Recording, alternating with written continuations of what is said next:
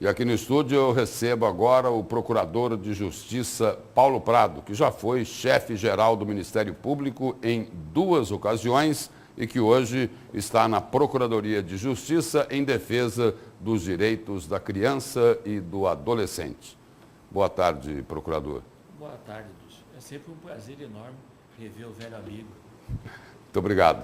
O procurador, a colocação é a seguinte, eu disse agora há pouco aí nesse trecho que nós exibimos do programa A Notícia de Frente, que quando essa CPI foi instalada, o senhor disse o seguinte, disse que não passava de uma represália, de uma vingança contra o trabalho que vinha sendo feito pelo Ministério Público, principalmente aí denunciando os casos de corrupção, ocorrendo até várias prisões. E hoje, com o que aconteceu ontem lá na Assembleia Legislativa, a gente pode dizer aí que podemos interpretar que o feitiço virou contra o feiticeiro?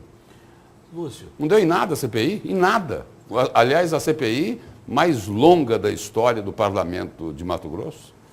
Lúcio, eu vou tomar muito cuidado para não magoar a família da pessoa que eu vou fazer um comentário aqui, porque as pessoas têm filhos, têm mulher, então vamos lá. O senhor Éder Moraes, que eu não tenho nada contra a pessoa dele, tá? O senhor Éder Moraes, quando ele foi ouvido perante o juiz federal, Dr. Jefferson Schneider, junto com seus advogados e com representantes do Ministério Público Federal, Lúcio, ele foi categórico, e não são palavras minhas, são palavras desse senhor. Ele disse o seguinte: olha, eu guardei os documentos das cartas de crédito, não só do Ministério Público. É bom que se diga. Eu vou dizer algo aqui. Você lembra muito bem que nos anos 2007, 2008, 2009, Mato Grosso teve uma crise muito grande. A arrecadação não foi o suficiente e o governo do estado de Mato Grosso, à época, estava sob o comando do Blairo Maggi. O que o Blairo Maggi fez? Ele não tinha como garantir, naquele momento, muitas pessoas estavam aposentando e quando você aposenta, você tem direito de levantar suas férias vencidas, suas licença-prêmio. O que estava acontecendo? Essas pessoas estavam aposentando e mesmo aquelas que não aposentam, você deve ter férias vencidas, não sei, eu tenho, mas eu não tenho condições de tirar nesse momento, talvez você não tenha. O que estava havendo? Não tinha dinheiro para pagar. Então, ele falou, olha, quem quiser, você vai perder, porque vai ter deságio. Eu vou autorizar e expediu leis para a carta de crédito. Você sabe quantas cartas de crédito foram expedidas pelo Executivo? Foram mais de 80 mil cartas de crédito. Por quê? Não tinha dinheiro para pagar os professores, não tinha dinheiro para pagar os policiais militares, não tinha dinheiro para quitar com os policiais civis, delegados, procuradores, tudo bem. Então não foi só do Ministério Público. Quando o Éder foi preso, ele estava com tudo isso em mãos.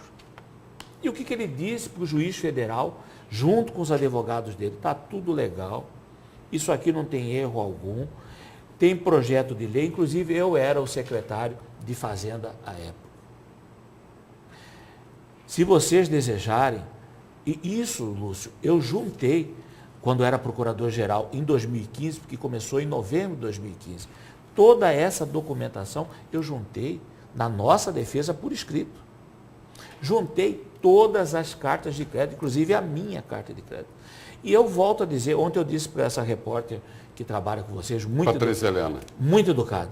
Parabéns aqui, vocês, menina espetacular.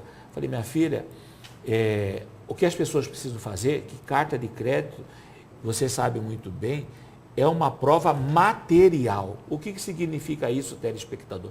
Não depende de prova testemunhal. Ou ela existe, Lúcio, ou ela não existe. Ou o Paulo Prado, ou o Roberto Turim, ou o Mauro Curvo, ou Alexandre Guedes, que foram pessoas que receberam, ou Edmilson, Ezequiel, eram servidores do Ministério Público? Eram. Teve portaria dizendo que eles tinham direito a receber férias? Tinha. Essas pessoas entraram através de concurso público, entraram. Então, você não tem como inventar. Procurador, falar em inventar. Éder Moraes mentiu aos deputados e eles acreditaram na mentira de Éder de Moraes e essa CPI demorou quase 3 anos. Ele faltou com a verdade, me perdoem aí os familiares que estiverem ouvindo, ele faltou com a verdade. Essa condenação de 104 anos é uma condenação da Justiça Federal, ela está prestes, ele tem um recurso no TRF, que assim que esse recurso for julgado, infelizmente para os familiares, porque eu não desejo mal de ninguém, ele deve cumprir atrás das grades a pena, ele não tinha nada a perder, o que ele fez? Ele criou um factoide. Ele criou um factoide, desafiou todo mundo, mas não apresentou um documento, não falou nada, não juntou prova alguma, ficou só na bravata. A Assembleia, infelizmente, acreditou nisso e quando viu que nós juntamos lá documentos, juntamos perícia, juntamos provas, eu me prontifiquei, eu vou aí, não tem problema algum, não temo, eu vou em respeito à sociedade, ao parlamento estadual e à minha consciência. Eu não fiz nada errado. Os meus colegas que podem perguntar o que você quiser, qualquer coisa. Está aqui a documentação, está aqui a lei, está aqui o dia que aconteceu. Quem que vai, Lúcio, vender carta de crédito fraudulenta e declarar no imposto de renda? Se você quiser, eu trago cópia do meu imposto de renda para você ver. Procurador, e dos meus colegas. Procurador, aquilo que começou, como já foi dito, como uma vingança e como uma represália, acabou não intimidando o Ministério Público. Até porque as operações continuam. A mais recente delas, envolvendo muita gente, foi a Operação Bereré. Eu comentei ontem. E com gente presa, com mandato. E ontem o Tribunal de Justiça, por 16 votos a 2, está mantendo todas as pessoas encarceradas. Inclusive o deputado Mauro Sávio. Inclusive o deputado. Então eu acredito que faltam 5 ou 6 pessoas a votarem. Se essas 6 pessoas votarem, no máximo dá 16 a 8. Então, a tendência, só se tiver uma reviravolta total, o STJ já negou liminar, você está sabendo disso também. Então, eu disse novamente para a repórter de vocês, a nossa instituição não tem nada contra a pessoa de A, B ou C. Nós temos contra os fatos. Se os fatos chegam ao nosso conhecimento, nós temos que investigar, sob pena de estar praticando crime de prevaricação. E os fatos de corrupção, eles aconteceram no governo anterior e também tem muita investigação do Ministério Público agora. Muita. De fatos gravíssimos. Muita. Isso aí é público e notório, todos estão vendo. De muita gente do anterior e do atual, infelizmente.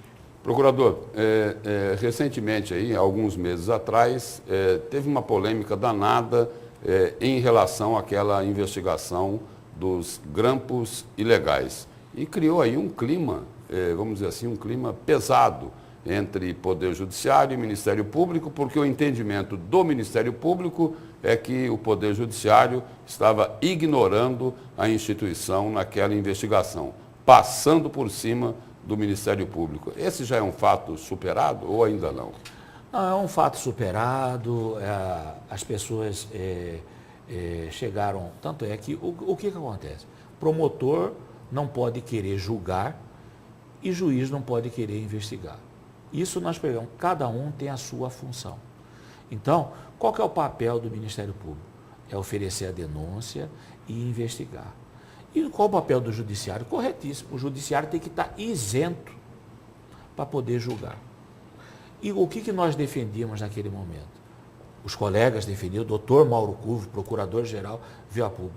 Nós respeitamos demais o Poder Judiciário, enquanto instituição, mas o Poder Judiciário cabe a ele julgar, analisar, e ao Ministério Público avaliar e investigar. Tanto é que o ministro Mauro Campbell puxou tudo para ele e está avaliando e provavelmente nos próximos meses deve definir aí qual vai ser o papel de quem é quem, mas com o Tribunal de Justiça não tem um problema nenhum.